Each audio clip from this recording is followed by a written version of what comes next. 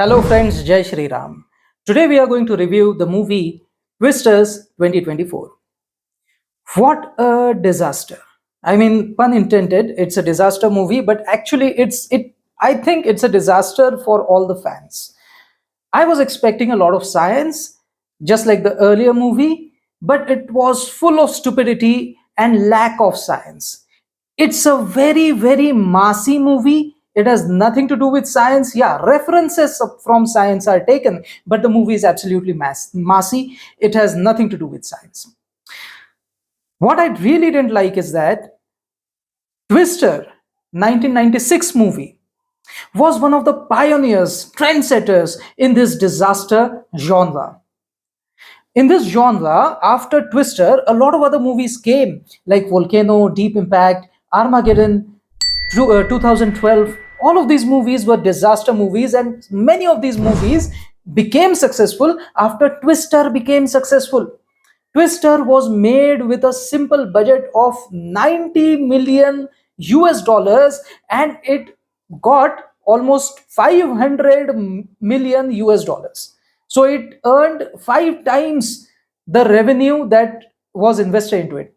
And of course, 90 million is a big amount. They invested a lot, but they got a lot more in return. It was, produced by Steven Spielberg's company, Emblem, and it was distributed within the US by Warner Bros. And outside the US, that means internationally, by Universal International. This movie also has the same producer and distributors. But this movie, in spite of having Steven Spielberg's name attached to it, leaves you at dismay. It does not satisfy you. Steven Spielberg is that guy which I know from 1993 movie Jurassic Park. In that movie, for the first time, we thought that the CGI can be so convincing that you can recreate a dinosaur in real life. I mean, using the CGI, not in real life, but on the film. Same thing was done in 2000 in 1996, 3 years after Jurassic Park, and then we saw this disaster movie, Twister.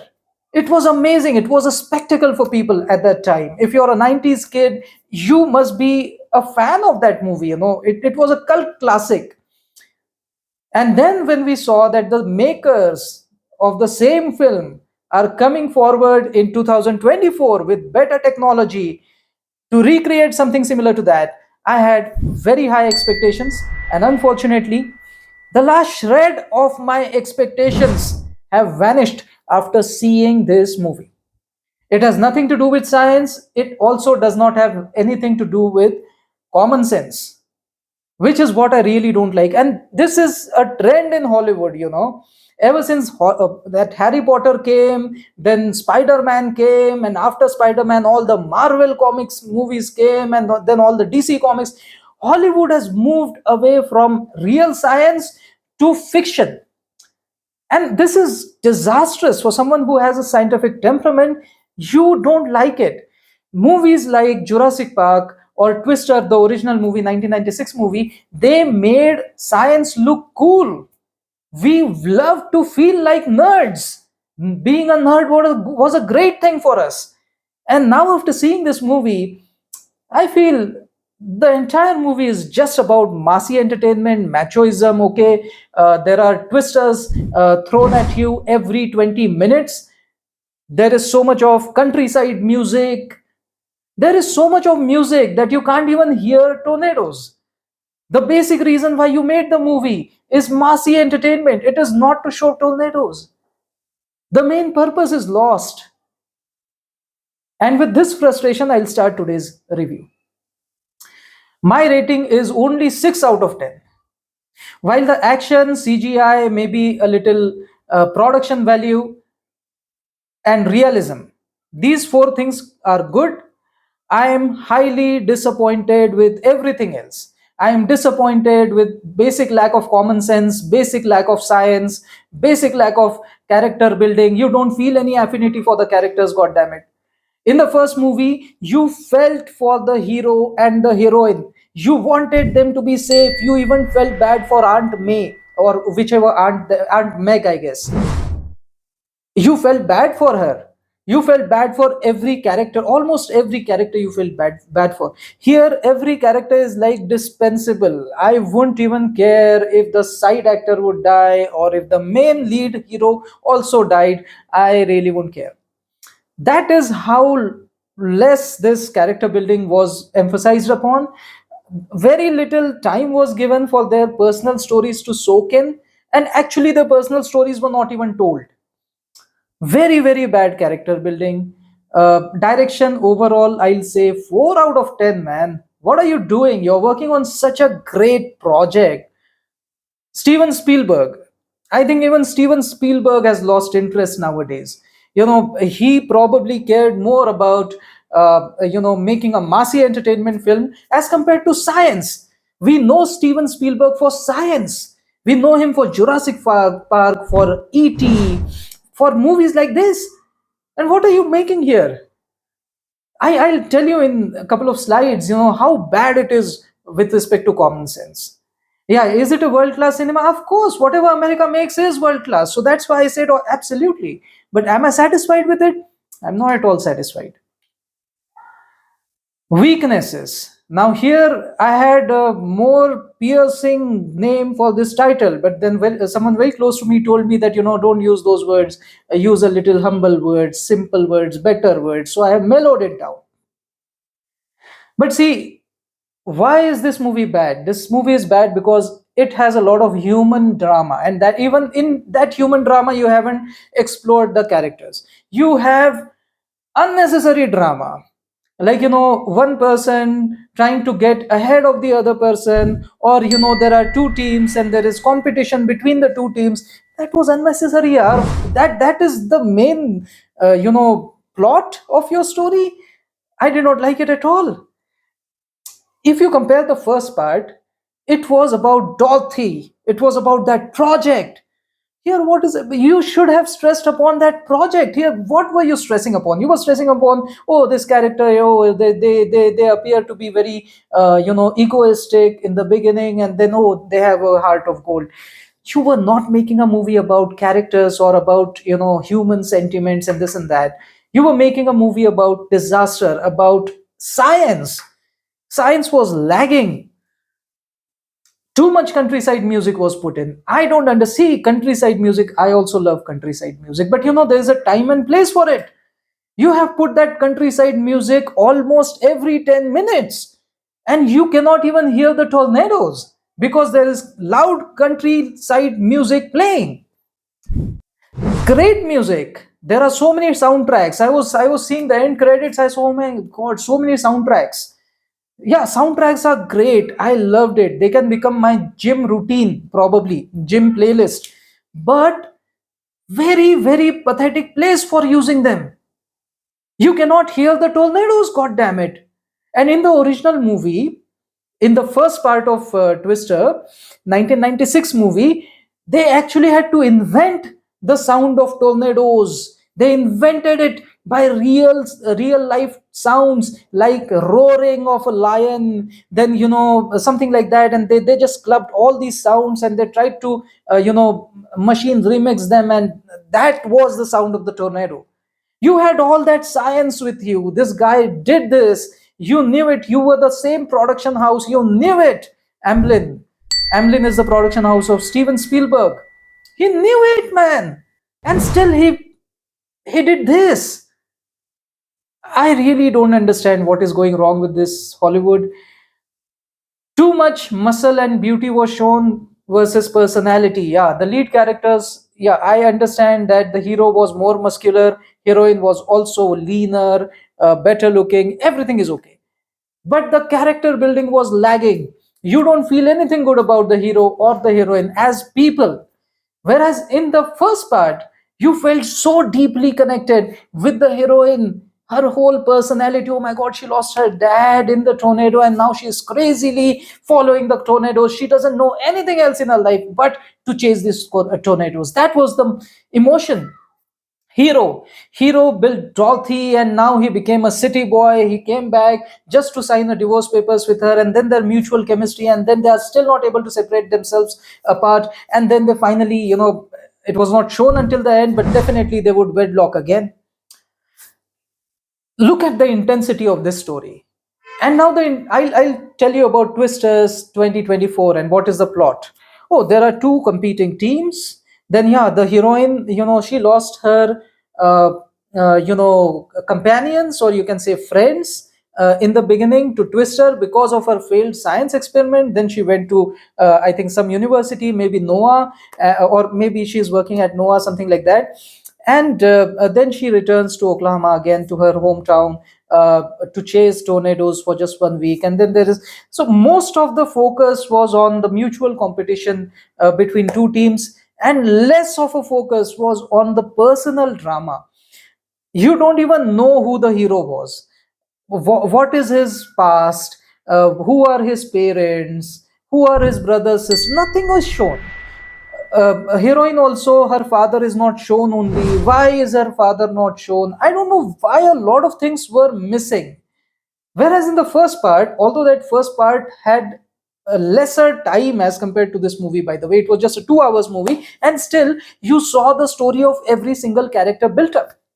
Now, some people are saying that probably a lot of twisters had to be shown in the second part, and that's why the personal chemistry was not stressed upon.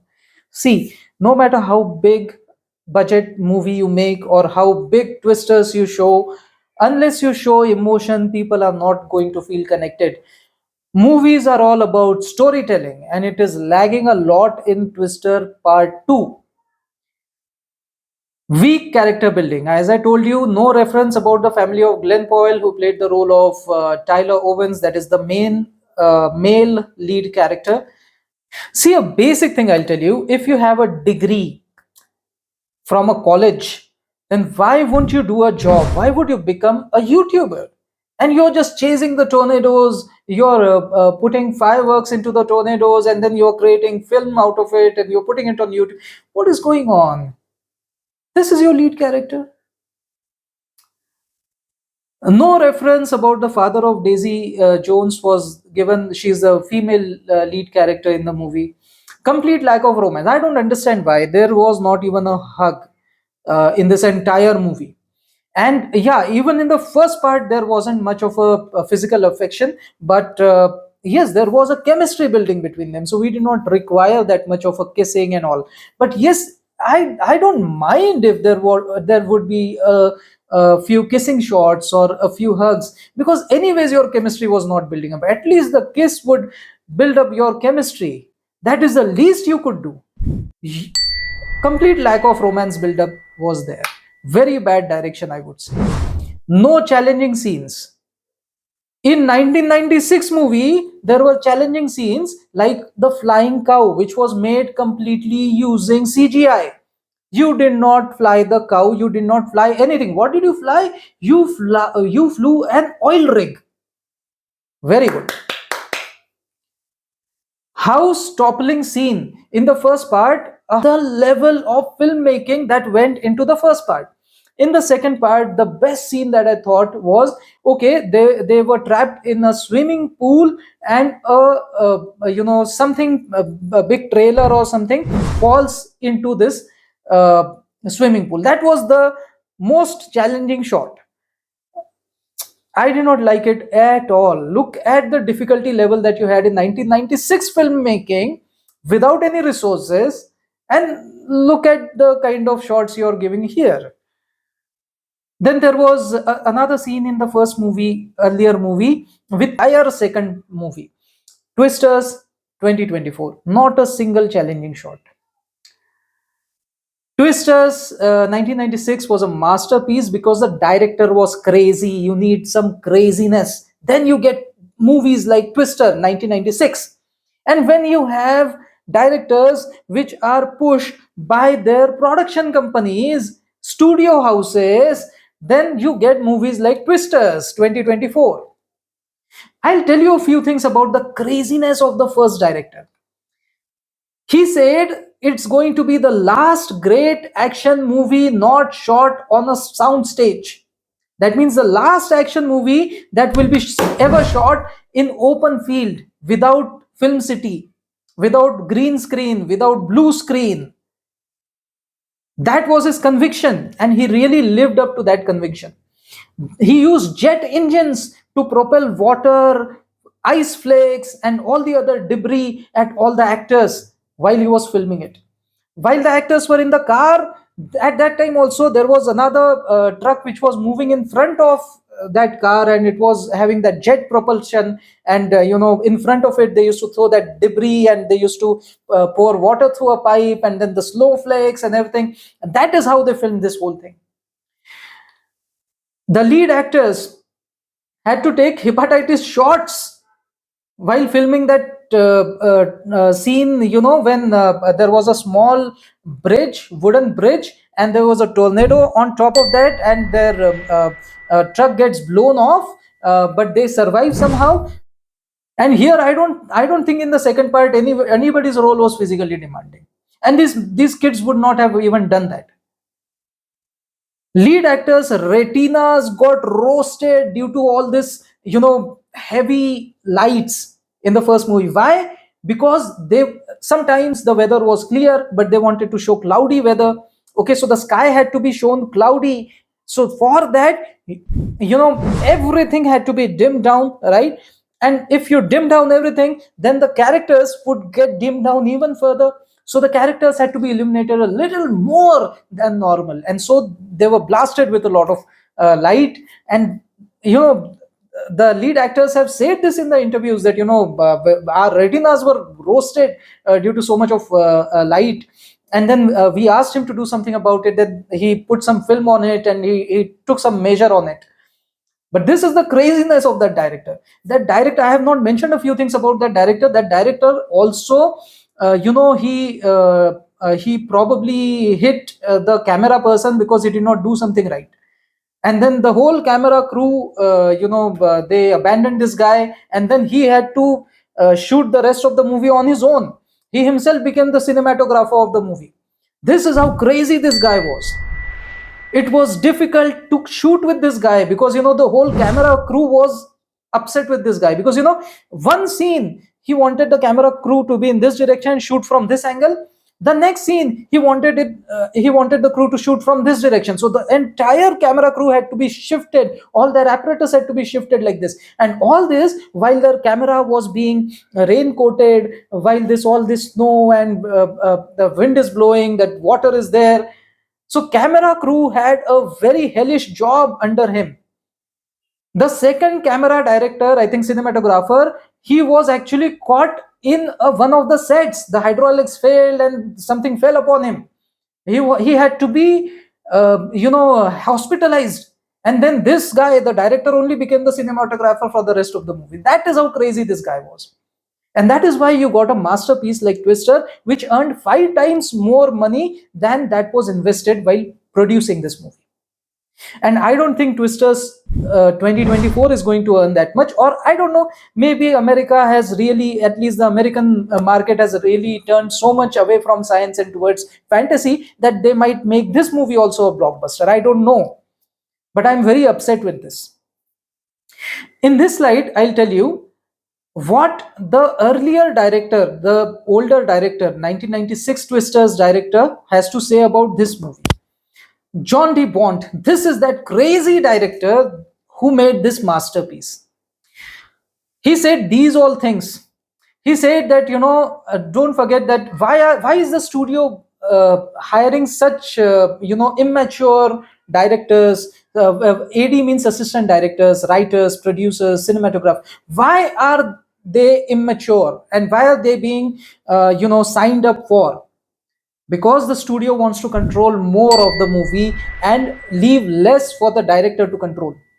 This guy did not listen to anybody. Even Steven Spielberg once came on the set after that second cinematographer, something happened, I think, with the first cinematographer only. When he walked off the stage, Steven Spielberg came with his small aeroplane, and he didn't even get off the aeroplane. He was just yelling at this guy, and he went away. He didn't even want to meet this guy.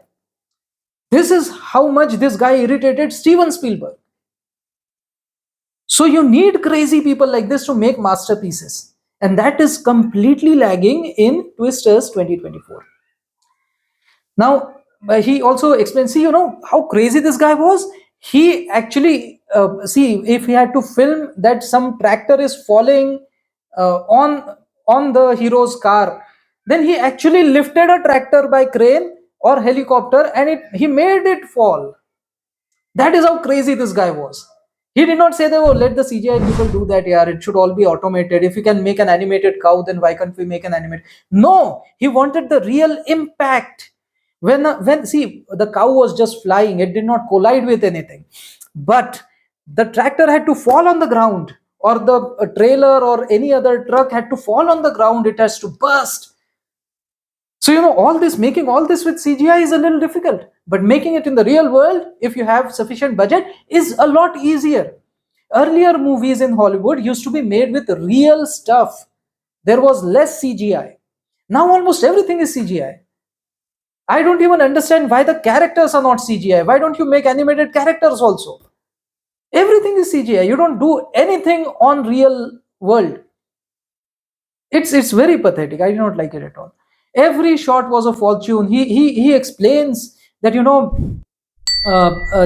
3 days, it would take 3 days to transfer the information onto the film. It was very difficult. Nowadays it is very easy, so on and so forth. You see this particular article I've given, indiewire.com article. You see it is talking about whatever Jan De Bont wanted to say about this second part of Twister, and certain fun facts also I told you about it. See, a few things get carried forwarded. The legacy is carried forwarded in very few things, which I'm listing over here. Like the shot, it was shot in the field and it was not shot in the film city. Very good. I appreciate the second film also. The second film also was shot in the field. It was not shot in the film city. It was not done using green screen or blue screen. Rotoscopy was used. Rotoscopy is a technology by which you can put animated or computer generated imagery in a live film. Okay, so it is a basic live film which you shot in a field, and in that you can put a twister, you can put a fake tractor, you can even make it fly. All those things can be done.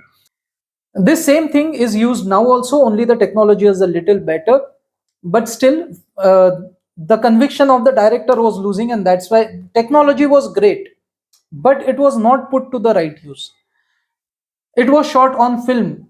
So more shooting was on the film and less on digital camera. This was done in the first part as well as in the second part. Extensive scenes were made in the first part as well as in the second part. Huge reset cost was there. For example, if there was a warehouse having all the weapons and you have to run through that while all these weapons are flying around like projectiles, for that, just imagine if that shot was not shot correctly. You had to resettle the whole thing, and that reset cost was tremendous. Similarly, in the new part also, there was this theater shown. Now, if you don't shoot that theater properly in the first go, then the reset cost of that scene was tremendous. Still, I feel that there is a lot of cuts put into it, and that's why I don't think the second part's reset cost was that huge as compared to the first part. And the conviction also in the first part was way more as compared to the second part. Then actual jet engine was used to blow air, water, snowflakes, debris on the faces of these characters or on their vehicles. Yeah, this is what was done in the first part as well as in the second part. First part as well as second part were not shot on green screen. So it was not a studio environment, it was in the field. So in the field they had to, they deployed a truck which was originally used for deploying missiles, just like S400. That truck is there. That truck was used for having that jet engine on top of it, and it was blowing all the air, and in between that jet flow they were putting water and snow and debris and all this thing. They invested a lot of energy into this in the first part. In the second part also, probably they did the same. At least they are saying that they use the jet engine and all. Okay, they might have done that. Basic philosophy is still the same. It is based on real science. It promotes scientific temperament. Even the second part promotes it, although it does it very poorly. Uh, Gives more importance to action and science as compared to character building. Lead character is shown to be having a means both the lead characters are shown to be having golden heart. Weak antagonist, that is villain, is very weak in both the movies. Lack of the world coming together sentiment is lacking. Okay, in both the films, world coming together to save other people is lacking. They are all shown to be lone warriors only. And while the first part was a pioneer in the disaster films, the other part, I was expecting it to give a rebirth to this genre, but it failed pathetically. Why Oklahoma? Now you might be having a question that why do all these movies get shot in Oklahoma? What is so special about this state? So this is Oklahoma state. It is just above Texas. Why is every movie about Twister shot over here? Because it is the most Twister prone state in the United States. If you search on Google, you'll get Oklahoma as the first state which is the most prone to tornadoes. Tornado is a scientific name, and Twister is just a Hollywood name. Okay, Twister was actually not even a Hollywood name, it was used in one of the science research papers, and then people started using this word. But otherwise, normally it should be scientifically, it should be called as tornado. And the eastern countries like India, Singapore, or China, we or Japan, we would call it as cyclones. They call it as twister. Means the Western people normally call it as twisters. So this is called as a tornado alley. So it has see this here there is cold air coming from here, warm air coming from here, and here there is warm moist air. So when all these airs mix, then tornadoes form in this particular area. And if you see, most of the tornadoes get formed in Oklahoma or states near it, and that is why most of the movies are shot over here. Now I'll tell you a fun fact. That this tornado alley over the time has shifted towards the east due to climate change. Okay, so even this was shown in the second part, thanks to them. They said about it, although they did not emphasize too much upon it, but at least they said about it. Science of Twister in 1996 movie. Dorothy or Dot 3 was based on the real life field experiment of NOAA. What is NOAA? NOAA is United States organization, national organization, means government run organization called National Oceanic and Atmospheric Administration. And it had a field experiment called as TOTO. So about the field experiment I have mentioned over here. So there were small sensors which were to be released in the twister, and they would take readings about how fast the air flew. That means anemometers were there. Velocity of air was measured. Then pressure was measured using pressure sensors, and the humidity sensors, which would measure how much is the humidity. And you would get those data, you could recreate it on the computer, you could get visualization by it, and then you could uh, tell that where is this tornado going, by which speed, what is the angular velocity, what is the linear velocity, and all. Well, I feel that was a dumb experiment to begin with, and that is why it never succeeded. Nobody could actually deploy all those sensors within any tornado in real life, so it was abandoned in 1984. But I feel it was a dumb experiment to begin with, because the plan itself was wrong. If you had to disperse those, see, first of all, satellite view is the best for doing this. You already have the satellites, and even today you use satellites only for this. How can you think that if there are let us say 5 tornadoes every day, then will people risk their lives and release these sensors into those tornadoes? And for how long will they stay in the tornado? They will fall after some time, right? It is such a silly thing to do. But yeah, there, Noah did this. I don't know how do Americans do it? How do they think? There is some level of effort that is required to be stupid. And sometimes some American experiments or some American ventures are absolutely stupid. I mean, they need some effort to become that stupid. But yeah, at least the first part was based on a real science experiment. Now let us come to Twisters 2024. Here, look at science and look at common sense. Both of them are lagging. I think both of them died a brutal death in 2024 movie. This they said that what is the science now in this movie? What is the science? That we will place three radars around the twister, and we will take a 3D picture of this twister. Now, my first thing is the radar has to be placed on the ground. Won't that radar be toppled by the wind? No, no, no, no. We will be, putting it, we'll be anchoring it down in the. Okay, where will you anchor it? In the field. Field has slushy, floor, slushy mud. In the mud, how can you anchor anything here? Such a stupid thing, but it was still shown in this movie that okay. And yeah, at least they have shown this realistically in the movie that one of the sensors falls down due to this wind. Of course, it has to fall down. How can you think that the twister will stay statue? Okay, you won't move. Just because you have deployed those sensors doesn't mean the twister will stay at its place. Statue, I'm not moving. You take my pictures. It's never going to happen that way. Second thing, they use the word radar. I don't understand how radar goes through the clouds. So at max, what radar can capture is the debris flying. That is all that radar can actually capture, and the cross section of debris is very small, by the way. So you will get a cloudy picture anyways. You won't get a clear picture. Still, in this movie, they got a clear picture. Okay. Then humidity absorbing polymers were released in this. Just like the earlier movie showed Dorothy releasing these sensors in the tornado, in this movie they said that okay, there's a powder, they called it as polymer, and polymer was released in the tornado. It absorbed all the humidity, and if the humidity got absorbed, then the tornado will lose its power. And then finally, artificial rain was also induced.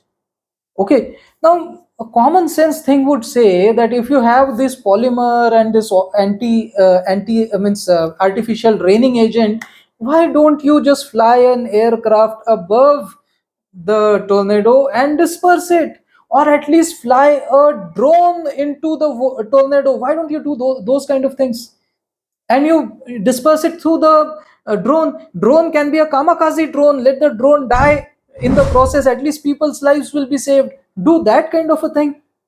You didn't or even in this movie it was shown that fireworks were used. Okay, so in those fireworks only you could have deployed all these things. No, you had to deploy it like the older movie. You had to show those Easter eggs in this movie also. Exactly the same deja vu thing you wanted to show in this movie also. So you wanted the lead character to drive the car or jeep in the tornado, anchor it down so that it doesn't fly off, and then let these get released. How stupid an idea this is. And then, yeah, shooting fireworks in the tornado. See, this Jeep, on the sides of the Jeep, there were rocket launchers. Okay, they were all pointed upwards. They did not have a cap to protect them from snow or from, all this water. But still, the fireworks never got soggy due to all this water. Their charge did not, stop working due to, water filling. Nothing of that sort. Yeah, they worked fantastically in all this water, in all this snow and everything. It's still working fine. This is why I said common sense died a brutal death in this movie. Then drilling. Yes. Why doesn't the hero's car fly away in the tornado? Because he has drills on both the sides of the car, and it anchors the car in the soil. Now you tell me that soil is a slushy field soil.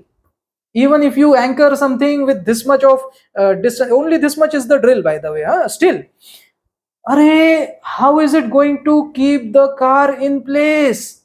That much, I can also shake it by my hand and I can pull it off because the soil is so slushy. And you think that the tornado cannot do that? This is how silly this movie is. Playing songs during the storm chase. See, I don't think this is very silly. Okay, people get excited, people play songs while they are into action kind of a thing. But this guy is shown to be a YouTuber. He wants to monetize those videos. When you monetize a video and you're playing any commercial song, there will be copyright strikes. You won't be able to monetize it. And there is nothing else that you earn money from except YouTube. I don't know how this business is working. Probably he was selling t-shirts to people, but all the money that he gathered was actually he was working as a Robin Hood. He was giving that money off to those people who are affected by the tornadoes. I don't know how the house of this guy worked. Okay, how he earned money. Very unrealistic plot, very unrealistic story. Minor improvements were there, like lead characters were a little better looking, little fitter, but worse actors. Center character was shown to be female this time. In the last movie, the center character was male. He had two heroines. Now this female has two heroes in her life. So girl power was emphasized. Even the last scene was done by the girl and not by the boy. Very nicely done. I liked it. And she was shown to be more learned. She was shown to be working in Noah. She was shown to be the stronger character as compared to the hero. Hero was more of a flamboyant playboy, not playboy, but flamboyant person uh, uh, who is just a storm chaser, a YouTuber. So hero is shown to be weak, and her earlier boyfriend, the other hero, is also shown to be weak only. But the female is shown to be very strong, very nicely done.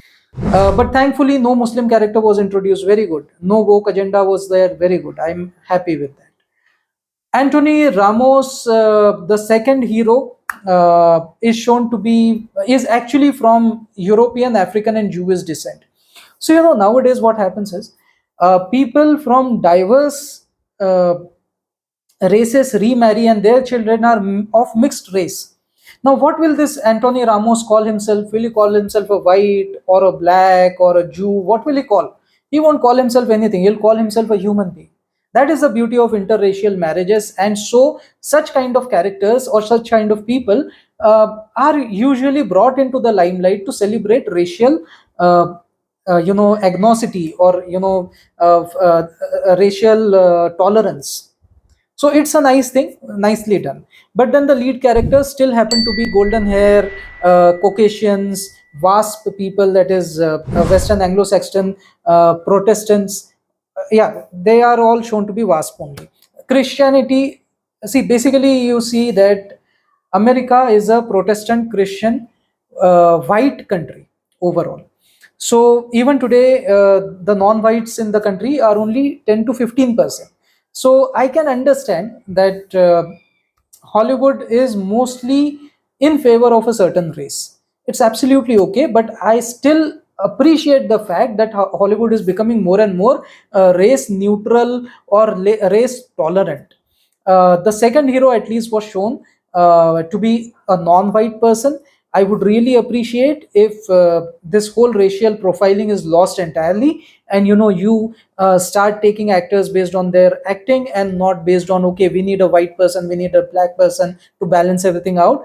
That should go away, and you should really take people for what they are instead of from where they come from. Okay. Realism was shown. This is also a better thing, that profiteering was shown during the disaster, that there was a land mafia kind of a person.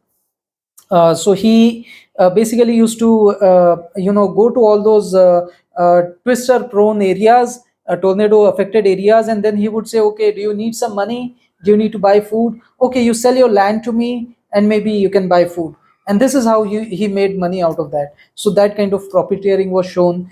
Shy people often try to act clever in the public. So this main lead character, female character, was shown to be a little shy. And so when she comes in contact with this hero who was very flamboyant, then she tries to act smarter than him. This is usually the reaction that shy people have when they come in more extrovert people. So that is shown nicely. People open up slowly to reveal their real selves. Yeah, this is also shown very nicely. Science was more recent. Artificial rain agents, at least they were talked about. Anti-humidity polymers were talked about. Movement of the tornado alley due to climate change was talked about. But as I said in the earlier slide, Common sense and science died a brutal death in this movie. My final take is that you don't see this movie as a fan of 1996 Twister. You will be disappointed. You don't see this movie as a scientist or anyone having the least scientific temperament. You go to see this movie as a mass entertainer, masala action movie. And then probably you will love it because there is so much of countryside music, there is so much of there are twisters, every 20 minutes there are twisters. You don't even hear those twisters because there is countryside music playing, you know. So that is a masala movie, and see it as a masala movie. To know more about tornadoes and Noah, I am giving you a few links. I would encourage you to see these links instead of seeing this movie. These links are better as compared to the movie. Here in the first link, you will see how tornadoes are formed. In the second one, this nice news channel, Fox News, went to a school and they tried to show how tornado vertex is and how it touches down on the earth. And when it touches down on the earth, then it is called as tornado. Then where should you be, children, when the tornado strikes? Oh yes, you should be in the basement. It's a very nice video. I'm putting this video so that our Indian Godi media should learn a bit from the Western media. The Western media is more connected to the real people. They go to the schools, they speak to the children, and not just to put the mic in their face. No, not like that. They actually tell them a few things. Great thing, nice sentiment. There's a weather channel there. They even Fox News or many other ABC also. They actually show many weather phenomena. They educate the people. Educating people is the main purpose of news channels, and this is happening in the most capitalist country in the world. And this Godi media, you see, they show about they show about all the superstitions. They show about what is King Jong Un doing and what is all. They only go for masala. Our Indian news channels, they should really learn from the Western media channels. Few of them, even BBC does a lot of real educating people work.